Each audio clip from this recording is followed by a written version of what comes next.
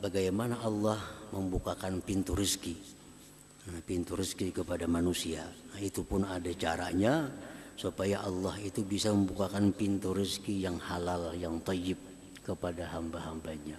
Selamat mendengarkan. Bismillahirrahmanirrahim.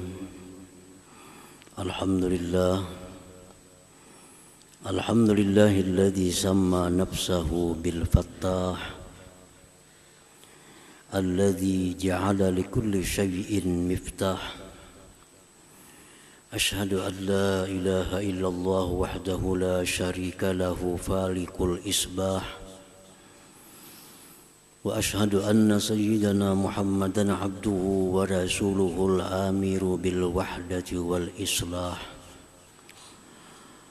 Allahumma salli wa sallim wa barik ala sayyidina maulana Muhammadin miftahil falah wa ala alihi wa sahbihi wa zurriyatihi wa atba'ihil muttasifina bis salah, amma ba'd.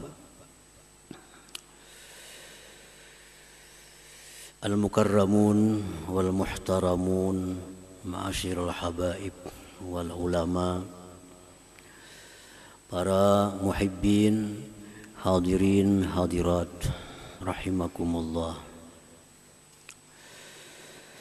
Pertama dan utama, kita bersyukur kehadirat Allah Subhanahu wa ta'ala atas nikmat iman dan Islam.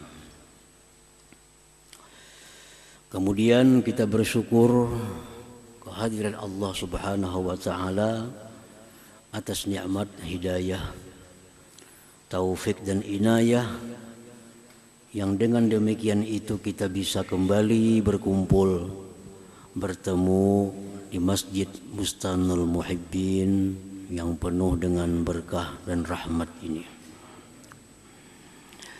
Salawat dan salam atas junjungan kita Nabi besar Muhammad sallallahu alaihi wasallam dan seluruh keluarga, para sahabat, zurriyat dan pengikut beliau ila yaumil qiyamah. Para muhibbin rahimakumullah. At-tasi'a asyar min asma'illah al-husna al-fattah, yang ke-19 dari Asma'ul Husna, nama Allah Al-Fattah. Allah Ar-Rahman, Ar-Rahim, Al-Malik, Al-Quddus, As-Salam, Al-Mu'min, Al-Muhaimin, Al-Aziz, Al-Jabbar, Al-Mutakabbir, Al-Khaliq, Al-Bari, Al-Musawwir, Al-Ghaffar, Al-Qahhar, Al-Wahhab, Ar-Razzaq, Al-Fattah. 19. Di dalam Al-Quranul Karim disebut oleh Allah Subhanahu wa ta'ala, Qul yajma'u bainana rabbuna thumma yaftahu bainana bil haqq wa huwal fattahul alim. Ini Al-Fattah ada disebut oleh Allah di dalam Al-Quranul Karim pada surat Saba ayat 26. Qala al-Imam al-Ghazali, Al-Fattah huwa alladhi yanfatihu bi'inayatihi kullu munghaliq wa bihidayatihi yankashifu kullu mushkil, fataratan yaftahul mamalika wa li anbiya'ihi wa yukhrijuha min aidi a'da'ihi wa yaqul inna fatahna laka fathan mubina, wa taratan yarfa'ul hijaba an qulubi awliya'ihi wa yaftahu lahumul abwab ila malakuti sama'ihi wa jamali kibriyaihi wa yaqul ma yaftahillahu linnasi min rahmatin fala mumsika laha wa man biyadihi mafatihul ghaib wa mafatihur rizqi fabil hariyi ayyakuna fattaha. Imam Al-Ghazali menerangkan tentang makna daripada nama Allah Al-Fattah ini. Al-Fattah itu adalah yang terbuka dengan pertolongannya tiap-tiap yang tertutup. Rezeki tertutup, dibuka. Yang membuka itu adalah Al-Fattah. Ilmu tertutup, yang membuka pintu ilmu itu adalah Al-Fattah.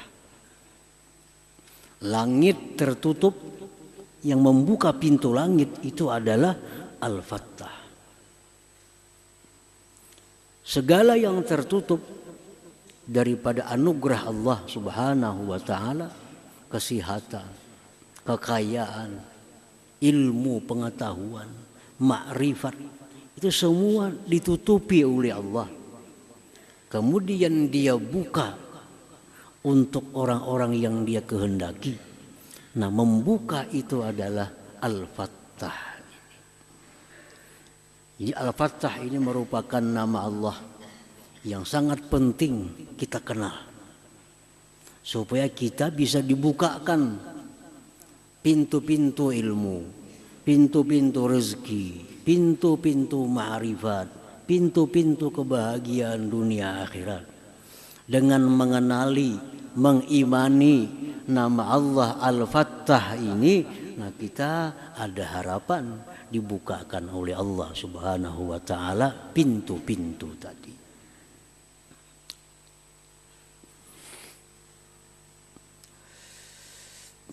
Al-Fattah dialah yang terbuka, dengan dia kullu munghalik, tiap-tiap yang tertutup. Orang mencari rezeki ke sini luput. Pindah lagi usaha bangkrut. Pindah lagi usaha ke sini menambah hutang. Tertutup pintu rezeki. Kenapa sebabnya? Karena belum dibuka oleh Al-Fattah. Nah, kalau orang sudah dibukakan pintu rezeki oleh Al-Fattah, segala usahanya akan berhasil. Buka usaha ini untung, buka usaha itu untung, buka usaha itu, semua usahanya jadi untung. Karena pintu rezeki sudah dibuka oleh Al-Fattah. Dia menuntut ilmu ini, dapat ilmu. Dia menuntut ma'rifat kepada Allah, diberi Allah ma'rifat. Karena pintu perbendaharaan gaib dibukakan oleh Allah Subhanahu wa ta'ala. Nah, para muhibbin rahimakumullah,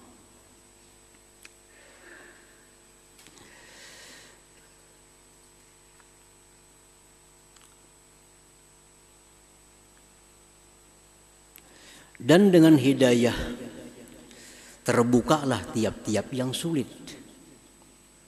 Kadang-kadang Allah membuka kerajaan-kerajaan untuk para nabinya dan mengeluarkan kerajaan-kerajaan itu dari tangan musuh-musuhnya. Allah berfirman, "Inna fatahna laka fatham mubina." Dulu Rasulullah itu tertutup pintu masuk Mekah. Setelah beliau hijrah ke Madinah, beberapa kali berusaha untuk masuk Mekah, ditutup oleh orang-orang Mekah. Tapi sampai pada saatnya dibuka oleh Allah. Inna fatahna laka, kami bukakan wahai Rasul bagi engkau. Sehingga beliau dengan mudah bisa membuka kota Mekah dan merebutnya kembali dari tangan musuh-musuh Allah Subhanahu wa ta'ala.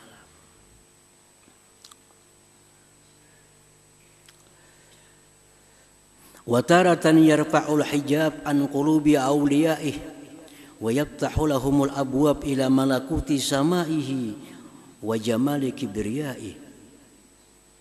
Kadang-kadang Allah Subhanahu wa ta'ala yang namanya Al-Fattah membuka hijab.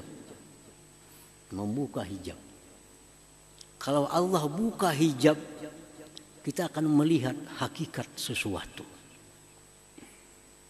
Kenapa kita melihat matahari itu hanya matahari? Kenapa kita melihat bulan itu bulan? Kita kada bisa melihat apa yang ada di balik bulan itu. Apa yang ada di balik satu nikmat itu.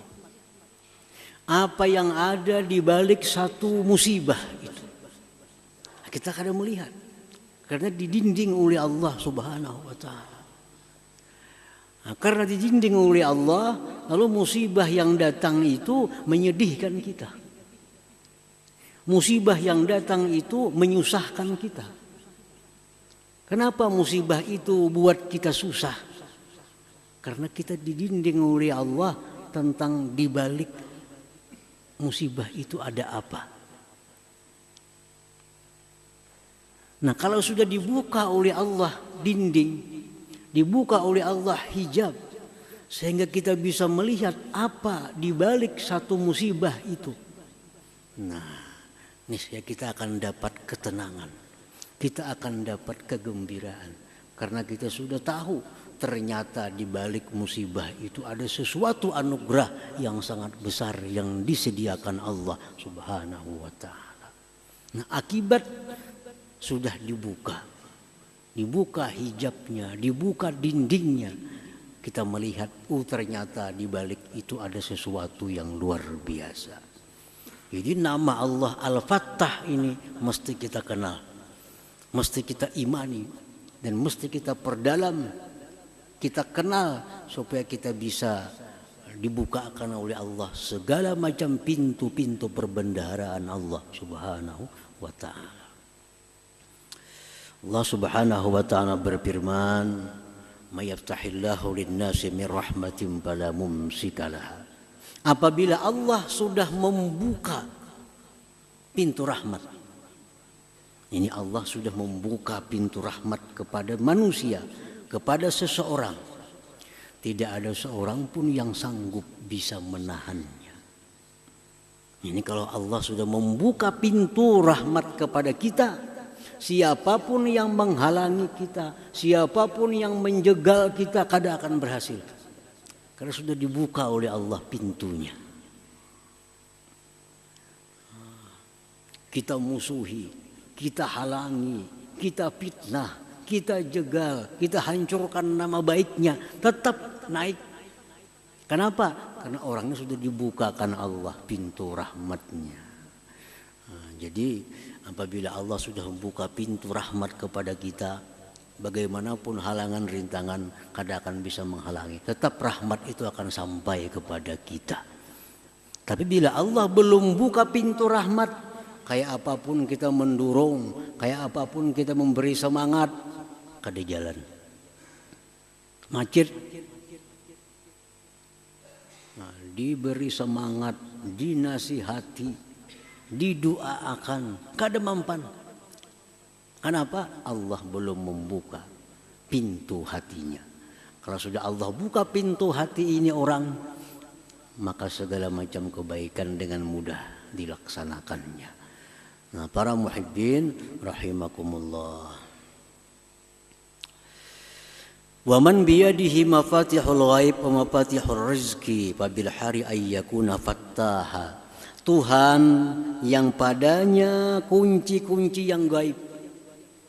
Tuhan yang padanya ada kunci-kunci rezeki. Kunci-kunci yang gaib itu di tangan Allah. Kunci-kunci rezeki di tangan Allah. Maka dia berhaklah bernama Fattah, Al-Fattah, Maha Pembuka. Jadi kalau kita ringkas, maknanya Al-Fattah itu yang maha membuka. Yang maha membuka. Para muhibbin rahimakumullah. Jadi kita kalau hendak minta apa kepada Allah, minta bukakan kepada Allah. Kita hendak rezeki, kita minta bukakan kepada Allah pintu rezeki. Karena semuaan itu anugerah Allah dalam perbendaharaan Allah.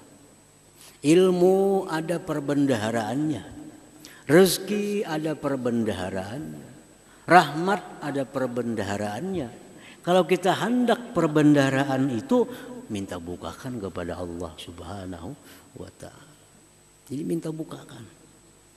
Nah, tinggal lagi kita mengenali, mempelajari kayak apa cara minta bukakan itu.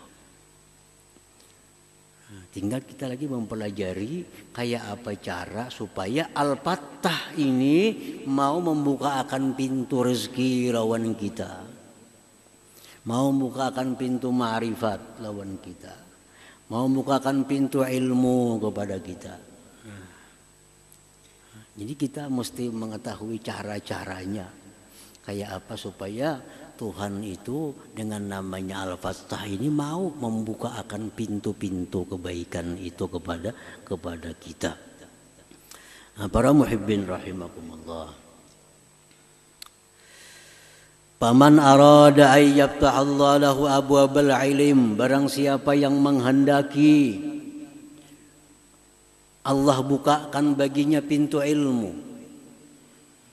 Kita hendak minta bukakan kepada Allah pintu ilmu. Kayak apa caranya? Karena kalau kada tahu caranya, kada bakal Allah membukai. Kada bakal dibukakan. Ada caranya. Siapa yang hendak dibukakan Allah baginya pintu ilmu, fa'alaihi bid-du'a wa ta'allumil ilim ma'a adabihima. Nah, ada dua macam caranya supaya Allah buka pintu ilmu. Satu, memohon.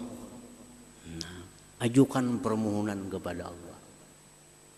Ajukan doa kepada Allah agar dibukakan pintu ilmu. Yang kedua caranya adalah ta'allumil ilim, belajar ilmu itu. Belajar. Banyak orang yang belajar ilmu tapi gagal. Kenapa? Karena dibuka Allah pintu ilmu. Karena ilmu itu bukan kitab. Ilmu itu bukan buku. Banyak orang yang pandai bisa baca kitab, baca buku, fasih bacaannya, tapi kadang dibukakan Allah pintu ilmu. Sehingga apa yang dia baca itu menjadi sia-sia. Nah, jadi supaya kita dapat ilmu, minta bukakan lawan Tuhan pintunya. Kayak apa minta bukaan pintunya itu? Satu, berdoa. Yang kedua, pelajari ma'adabihi dengan adab keduanya. Berdoa, beradab. Menuntut ilmu, beradab. Nah, bila dua itu jalan, Allah akan membukakan pintu ilmu kepada kita. Orang hendak minta bukai lawang rumah, kita nampak hilang rumah ulang, rumahnya berkunci, nak minta bukai. Ada dua cara. Pertama, assalamualaikum, itu kan, assalamualaikum, beradab, assalamualaikumnya baik-baik. Yang kedua, dikatuk. Nah, mengucap assalamualaikumnya itu ada adabnya. Mengatuk pintu pun ada adabnya. Terlalu nyaring, orang bisa sehari kadang bukai lawang. Nah, mengatuk lawang rumah orang menggendah. Assalamualaikum. Kada wani orang bukai. Bujure assalamualaikum. Bujure mengatuk cuma kada beradab. Nah, kita berdoa pun, kita belajar ilmu pun, kalau kada beradab, Allah kada akan buka pintu ilmu kepada kita. Kalau sudah menuntut ilmu, ditambah doa, adab, yakin ya, Allah kada menyalahi janjinya, pasti akan membukakan pintu ilmu itu kepada kita. Nah, para muhibbin rahimakumullah, apa adabnya orang berdoa itu? Kayak apa cara permohonan kita yang beradab itu macam apa? Sangat banyak tata caranya, adabnya itu. Yang pertama, cara ringkasnya, ayyuhdiral qalba, dia hadirkan hatinya. Jadi kita minta bukai pintu itu jangan hanya di mulut. Allah tahu isi hati kita. Jadi mesti mulut minta bukai pintu ilmu, hati pun sama. Jadi kalau berdoa kepada Allah, kalau hanya di mulut kada dihiraukan Allah. Allah kadang mengabulkan satu doa min qalbin ghafil, dari hati yang lalai. Ini mesti kedua-duanya. Lisan diucapkan, hati hadir. Itu adabnya doa. Nah yang kedua, tadarru. Benar-benar berharap. Bujur-bujur berharap. Kalau kita berdoa kepada Allah, tapi kada seberapa berharap, Allah kada memberi. Itu hanya kada perlu juga. Kada perlu juga. Bujur-bujur berharap.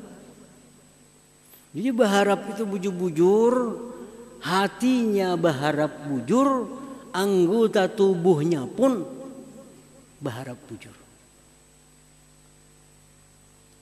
Ucapannya pun berharap bujur. Nah, tanda-tanda orang yang bujur-bujur berharap itu hati.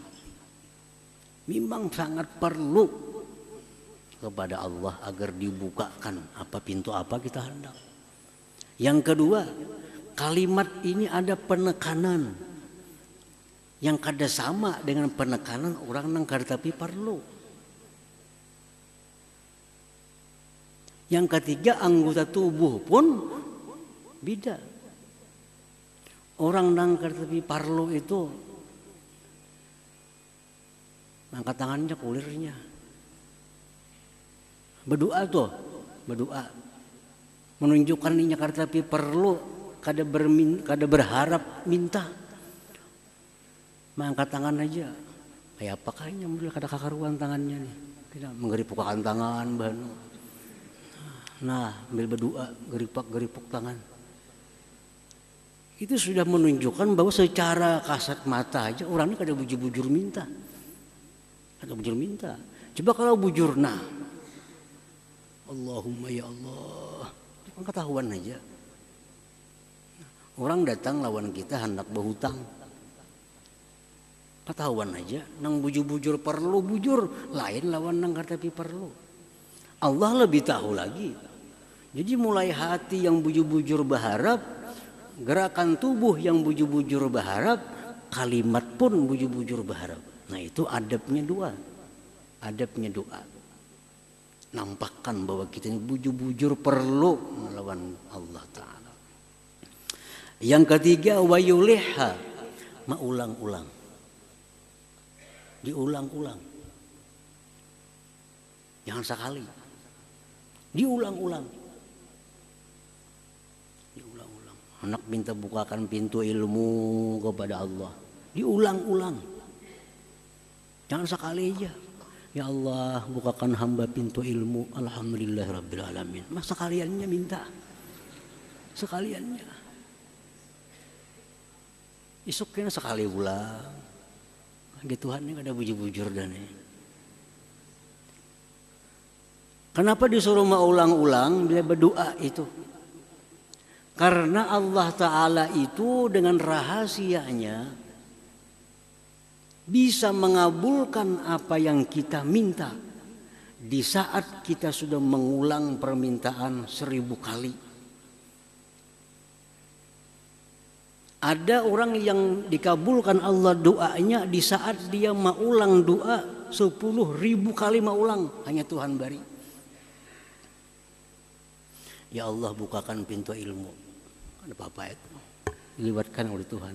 Karena Tuhan hanya memberi kalau ini mau ulang 10.000 maka ya Allah bukakan pintu ilmu ya Allah. bukakan pintu. Sehari 10 kali. Nah, isuk kayaknya 10 kali pulang. 1000 hari 10.000 hanya kabul. Ada orang berdoa 1000 kali sudah, kada sing kabulan, bah ampih dah berdoa. Padahal Tuhan menentukan jika 1001 kabul tuh, cuma 1000-annya ampih.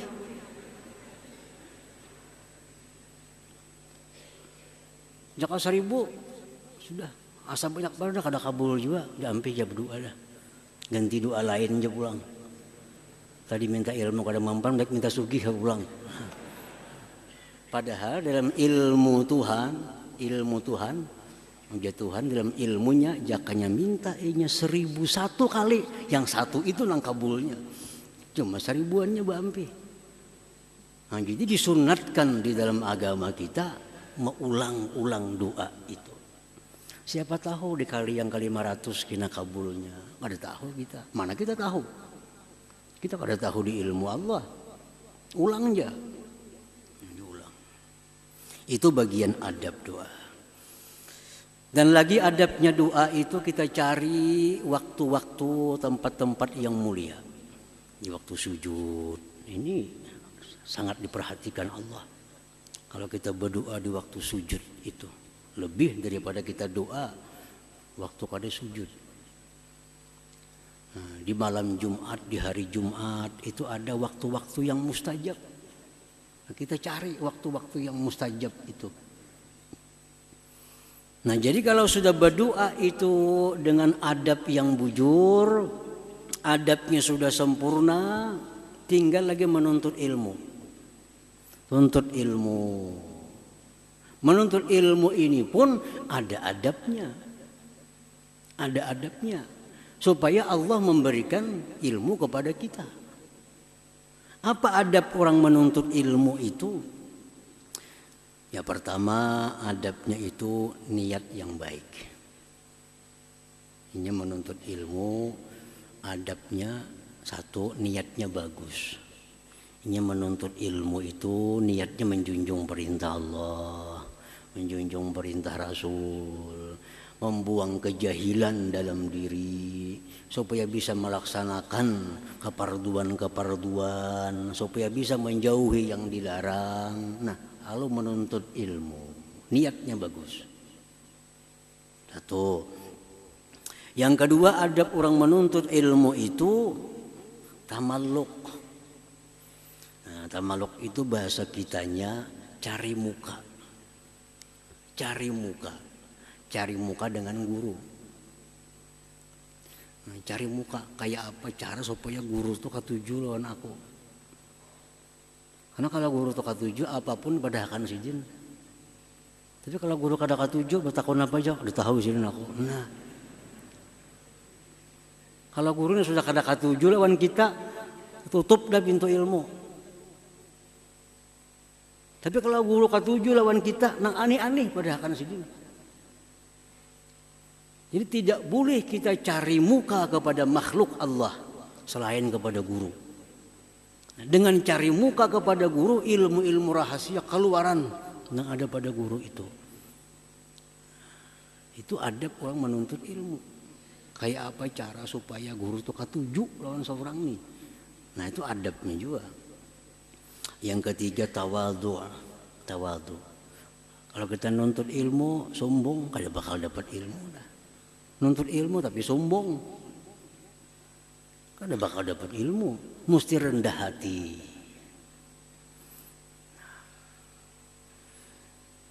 Adab ilmu lagi amalul ilm. Dapat ilmu sedikit amalkan. Dapat ilmu sedikit amalkan. Belajar wudu, sunat wudu, bakukumur, amalkan bakukumur sebelum wudu. Nah, amalkan. Dan yang terakhir adabnya itu adalah menjauhi dosa.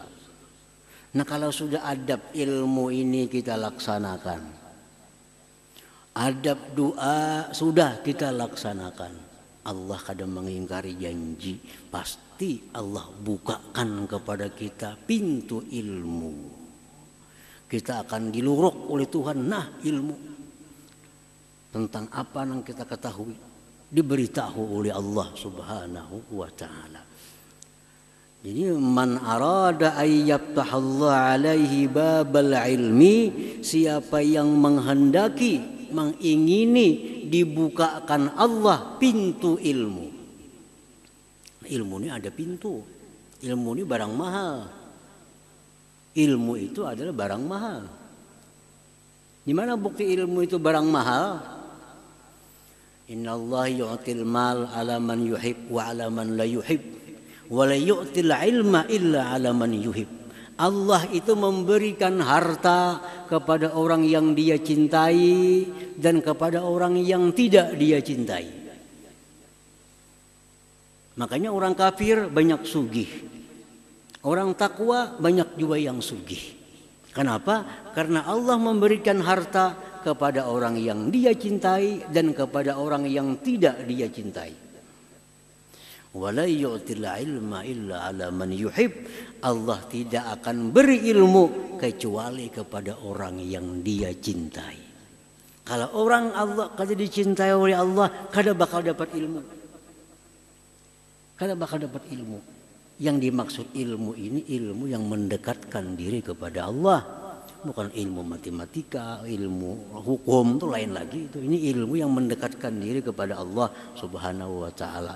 Kalau hendak mendapatkan ilmu yang bisa mendekatkan diri kepada Allah, kita mesti jadi orang yang dicintai Allah dulu.